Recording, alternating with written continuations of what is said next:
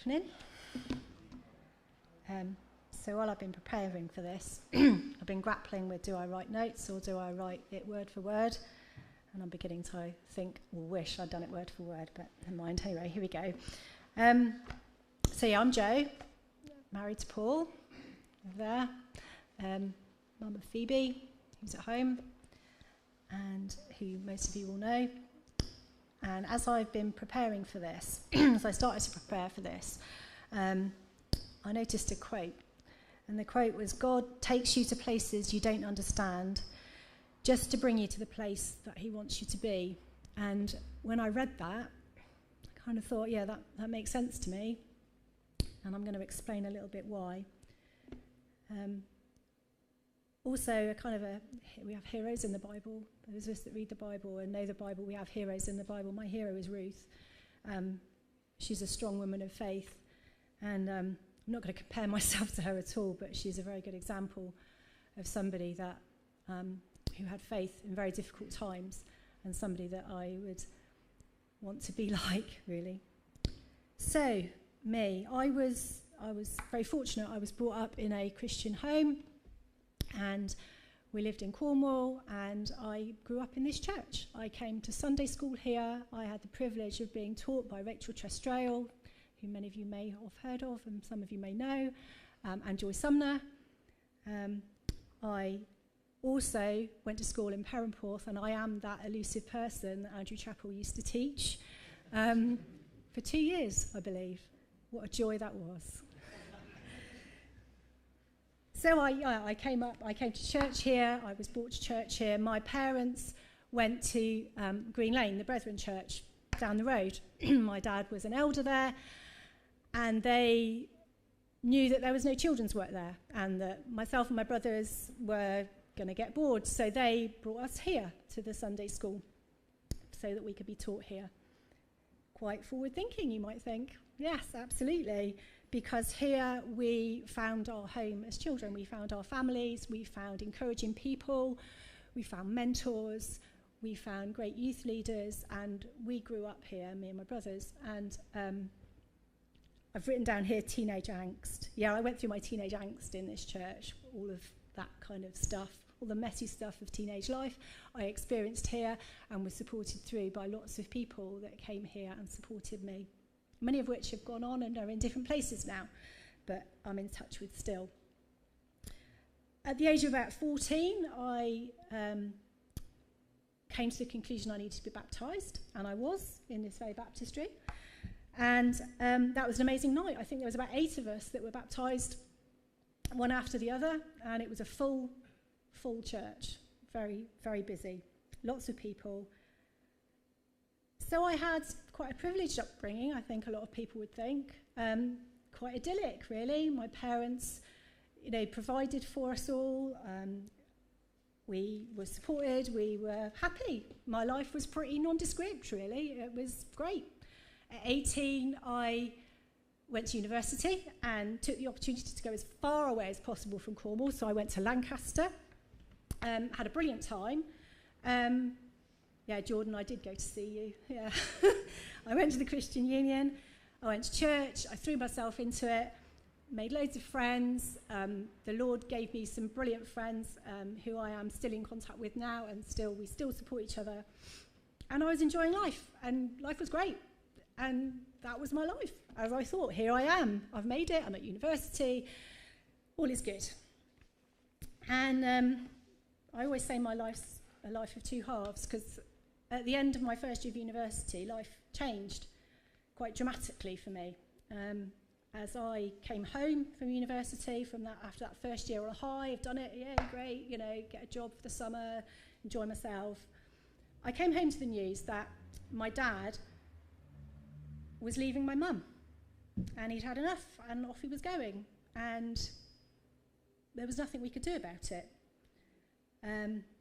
It was a bit of a strange time. When somebody says the bottom falls out of your world, well, that's what happened. The bottom really did completely fall out of my world. I was confused.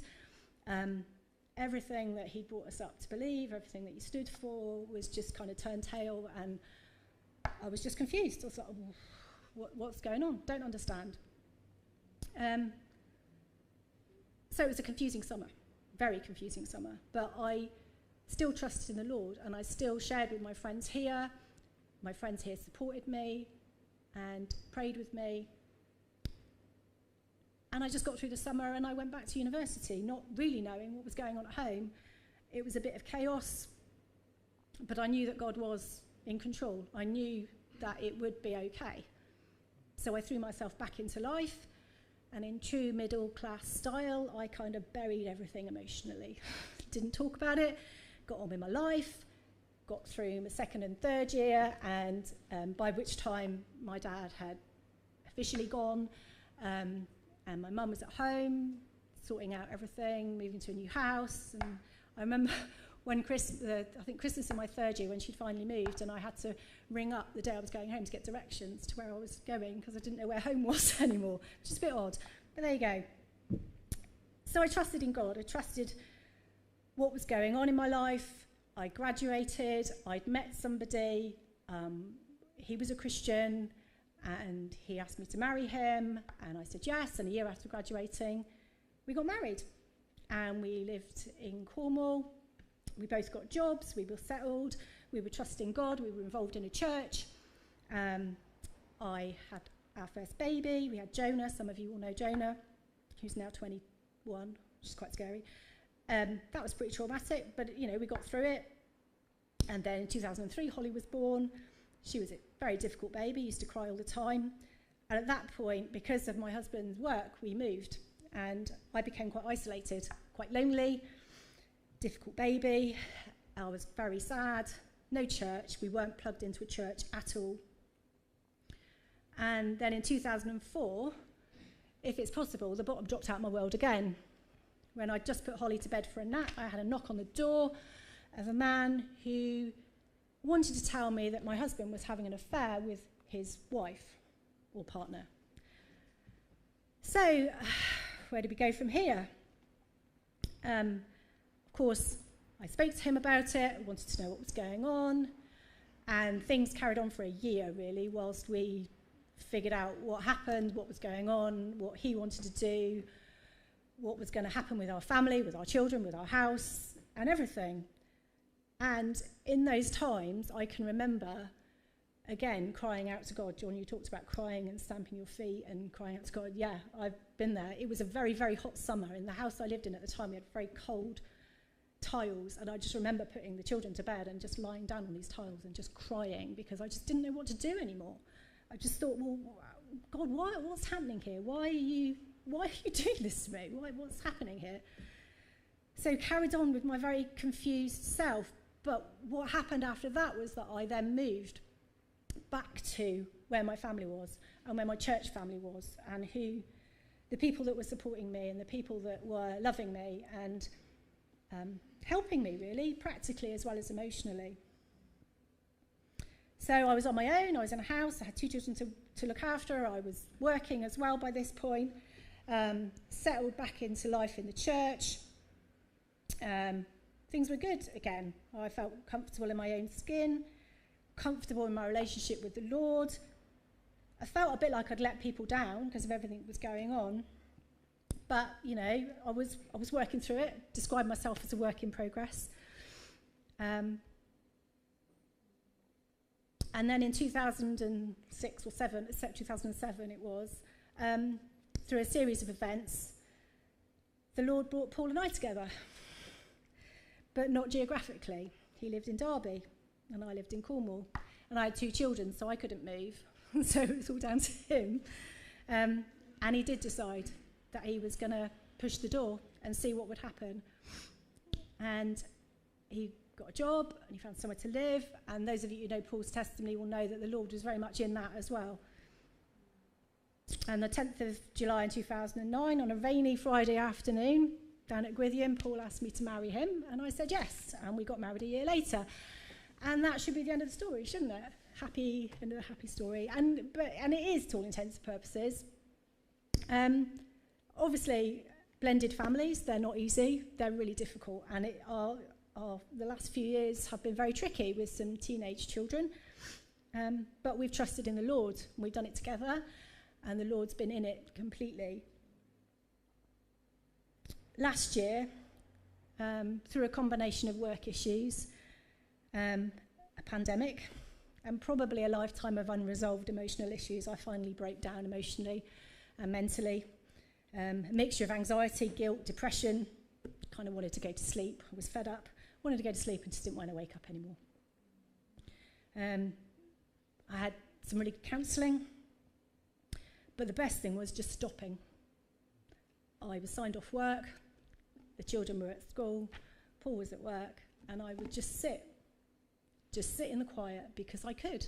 And it was the first time, I think, in a very, very long time that I was able to just sit and be with the Lord and listen to what he was saying to me and just feeling his comfort.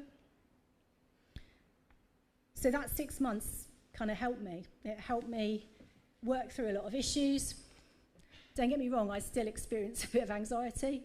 I still experience I have massive issues with guilt. I feel like I've let people down. I feel like I'm not good enough. I feel like I've messed up. But I do know that God, if God is for us, who can be against us? And John 16 talks about there will be trouble in this world, but we can have peace in the world. And as I say, I use Ruth as an example of a strong faith. She lived through difficulties and the Lord blessed her. And I feel that I have been blessed. You know, life's been hard, but I have been blessed. I've got a wonderful family, I've got a wonderful husband, I've got wonderful children, and I am working through a lot of things that I need to work through, but I know with the Lord's help that we all face difficulties and turmoil, but we can be assured of God's love. God, the rock is eternal. The Lord is the rock eternal, as it says in Isaiah 26. So I just encourage those of you that are feeling like life is hard. Yeah, it is hard. Life is hard. And I think it's hard for a lot of people. But we can trust in the Lord. And I think that's where we that believe in the Lord kind of got an advantage over some people, because we know we've got some confidence there in what the Lord has done for us. Thank you.